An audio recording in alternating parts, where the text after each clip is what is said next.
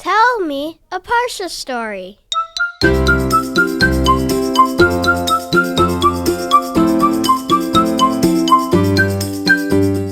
Welcome to Parashat House.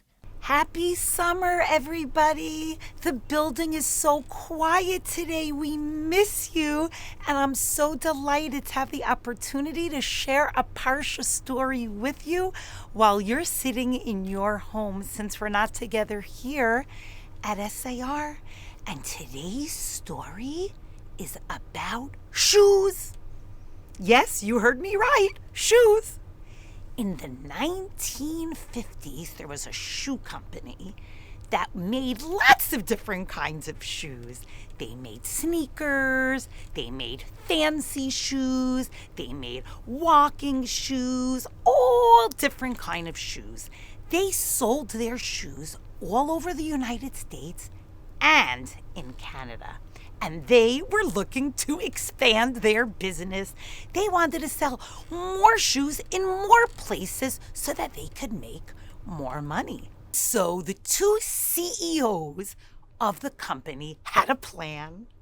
We're going to pick two of our salespeople, and we are going to send them to a brand new place. Not only a brand new country, a brand new continent where there will be opportunities, we hope, to see if we can sell our shoes there. And so they called in two of their top sales people, Harvey and Mike. Harvey and Mike, how would you like to take a trip to Africa? Africa? Whoa, neither of us have ever been in Africa before, and it's really, really, really far away. How are we going to get there? Well, Harvey and Mike, we want to fly you to Africa so that you can scout it out, scope it out, and figure out if there is an opportunity for us there to sell our shoes. You could see which kinds of shoes will work best and where the best places are for us to sell them. But first, you need to scout it out. You need to check out the different villages, where they're located, where people live, what the best options are.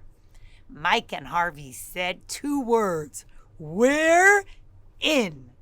And they had to start packing their bags because their tickets were being scheduled for the very next week. Besides for clothing and some yummy snacks, they made sure to pack pencils and papers. This was before there were computers. They brought maps of Africa so that they would know where to travel and how to check things out. They needed to divide it up. They were each going to go to different villages. They were so excited about this trip. Harvey and Mike boarded a plane on Monday morning and flew over the ocean, far, far away to Africa. And when they landed, they saw beautiful, beautiful sights. They saw land. And as soon as they got on a bus to head to the first village, they each saw cool animals like elephants along the route. But they weren't on the same bus because they were each scoping out different villages, checking them out. This was before there were cell phones. Harvey and Mike could not be in touch with each other when they were there. They brought stationery and pencils to write letters to their family while they were away. And the only way they were going to be able to be in touch with their company is by something called a cable, by sending it via cable.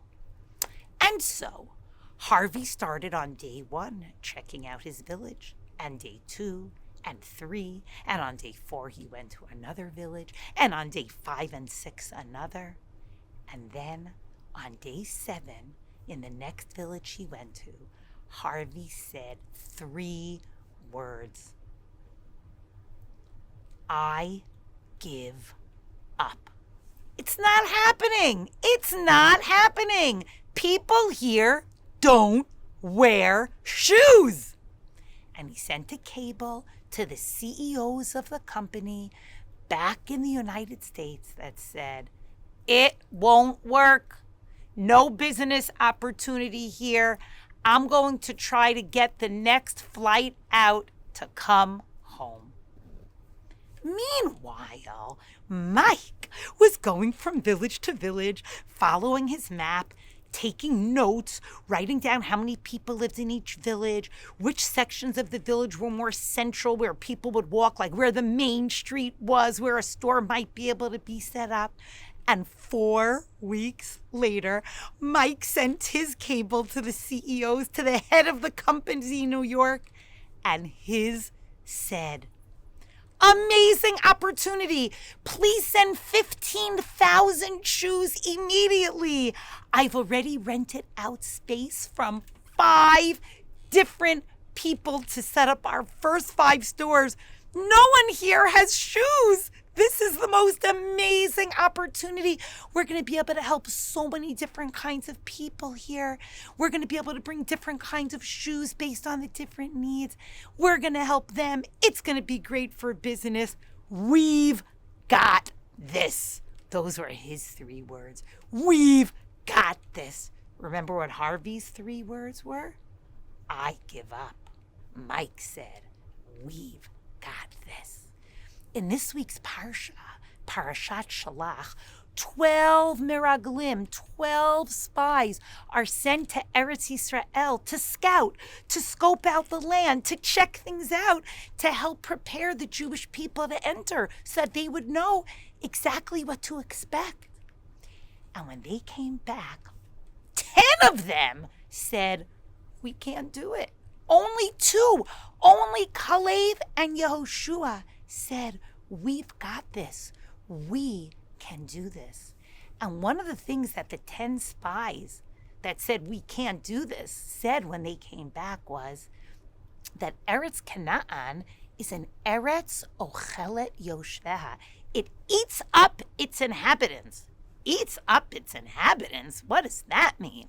Rashi explains that Hashem wanted to provide cover for these spies. Hashem wanted to make sure that the people wouldn't notice and become suspicious and get upset that they were coming to scout out the land. And so, as they traveled through Eretz Yisrael for those 40 days, there were a lot of funerals.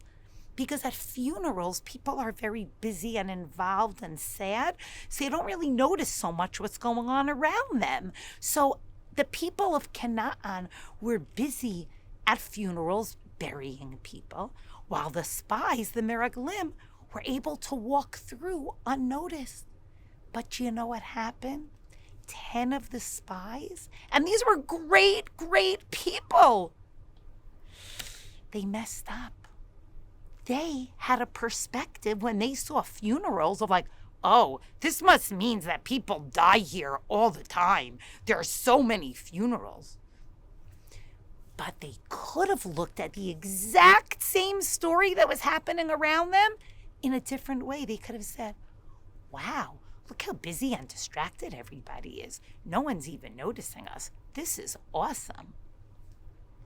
What we learned from this week's Parsha, one of the lessons, is the importance of perspective. 2 people could look at the exact same story at the funerals in Eretz Canaan, at the shoeless people in Africa, and they could come out with 2 very different perspectives. As we head into summer vacation, as we head into lots of new experiences that we'll have this summer, let's all remember that it's up to us to choose the perspective that we have on lots of experiences this summer, and to see the good and to look for the good.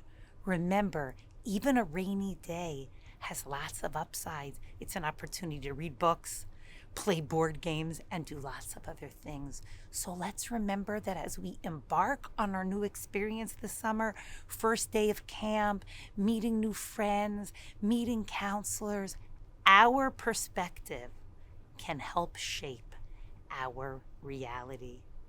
Wishing you all a Shabbat Shalom.